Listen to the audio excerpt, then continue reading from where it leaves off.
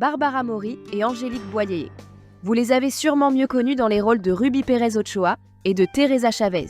Ces deux femmes étaient très similaires, notamment pour leurs ambitions, leur amour pour l'argent, ou même encore pour leur façon de dénigrer les personnes autour d'eux qui n'ont pas d'argent.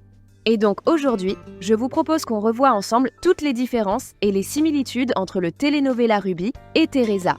Et sans plus tarder, on commence. À première vue, Ruby et Teresa partagent beaucoup de similitudes qui ont conduit à faire croire au public qu'ils sont la même histoire, mais adaptées d'une manière différente. Car par exemple, elles sont toutes les deux les protagonistes anti-héros qui utilisent leur beauté pour réaliser leur plus grand souhait, échapper à la pauvreté. Ruby est une histoire originale écrite par Yolanda Vargas Dulce qui est apparue pour la première fois dans les années 60. Alors que Teresa est une histoire originale écrite par Mimi Bechelani en 1959. Même si les deux histoires partagent des protagonistes similaires, les principales différences se voient quand nous regardons la série en détail. Alors je vais vous parler de l'adaptation de Ruby en 2004 et de l'adaptation de Teresa de 2010. Ces deux séries ont été produites par José Alberto Castro et ils mettent en vedette Sébastien Roulier. L'histoire de Ruby commence avec Ruby Pérez, une jeune étudiante ambitieuse dont la beauté attire l'attention de tous les hommes autour d'elle. Elle vit dans un quartier pauvre avec sa mère malade et sa sœur aînée Christina qui travaille pour payer ses études. La meilleure amie de Ruby est une étudiante riche nommée Maribel et elle a un handicap à la jambe après avoir eu un accident. Ruby l'utilise principalement pour sa gentillesse et sa richesse. Contrairement à elle, Teresa Chavez était une jeune étudiante qui s'apprête à aller à l'université et elle semble avoir toute la richesse, la beauté et l'intelligence.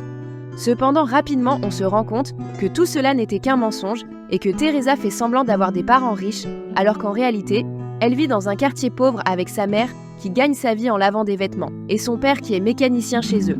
Elle vit aussi avec sa sœur cadette, Rosita. Comme Ruby, la meilleure amie de Teresa est très riche et gentille. Elle s'appelle Aurora et son ex-petite amie est Mariano, un ancien élève de médecine qui a abandonné ses études. Mais quand sa sœur Rosita meurt soudainement d'une maladie génétique du cœur, Teresa accuse la pauvreté dans laquelle ils vivent et jure de ne plus jamais subir une autre tragédie due au manque d'argent. Si on n'était pas si pauvres, tu serais pas morte! Parlons maintenant de l'amie de Ruby, Maribel. Maribel a un petit ami qu'elle a connu sur internet qui s'appelle Hector. Hector est un riche architecte qui vit à New York avec son meilleur ami Alejandro. Ils voyagent ensemble au Mexique où Hector rencontre enfin Maribel. Quand Alejandro et Ruby se rencontrent pour la première fois, ce fut immédiatement le coup de foudre pour les deux. Ils commencent à sortir ensemble et Ruby tombe amoureux de lui en croyant que c'est l'homme parfait. Mais son monde s'effondre complètement lorsqu'elle se rend compte qu'Alejandro n'est pas riche. Après cela, Ruby trahit Maribel en séduisant Hector et ensemble, ils s'enfuirent le jour qui aurait été le mariage de lui et Maribel.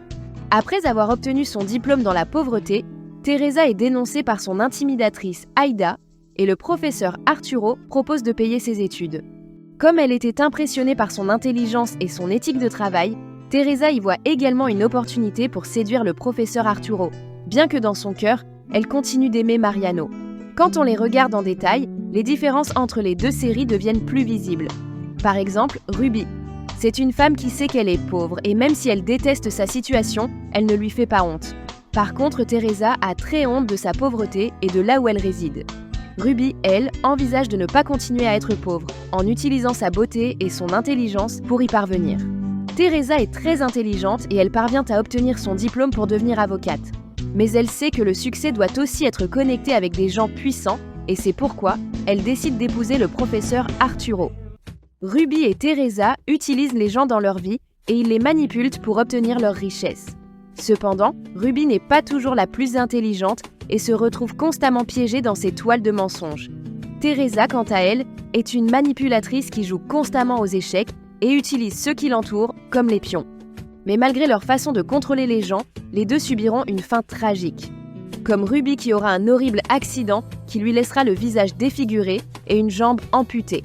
Teresa, elle, séduit un troisième homme et le fait céder la moitié de sa fortune. Après avoir reçu cet argent, elle court vers Arturo pour lui dire qu'ils peuvent être ensemble.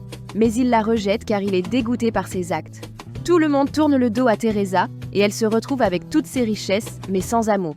Après cela, elle rentra dans sa maison vide et se dirigea vers sa chambre. Elle contempla ses 2 ours en peluche, l'un offert par Mariano et l'autre par Arturo. Elle pleura ensuite en faisant des câlins à l'ours en peluche qu'Arturo lui avait offert. Et c'est comme ça que se termine la série. Il y a beaucoup de différences entre ces 2 feuilletons. Mais une chose est sûre, Barbara Mori et Angélique Boyer ont donné des performances emblématiques en tant que femmes. Merci d'avoir suivi la vidéo jusqu'ici et dites-moi en commentaire laquelle de ces 2 séries vous a le plus marqué. N'oubliez pas de vous abonner et je vous dis à la prochaine!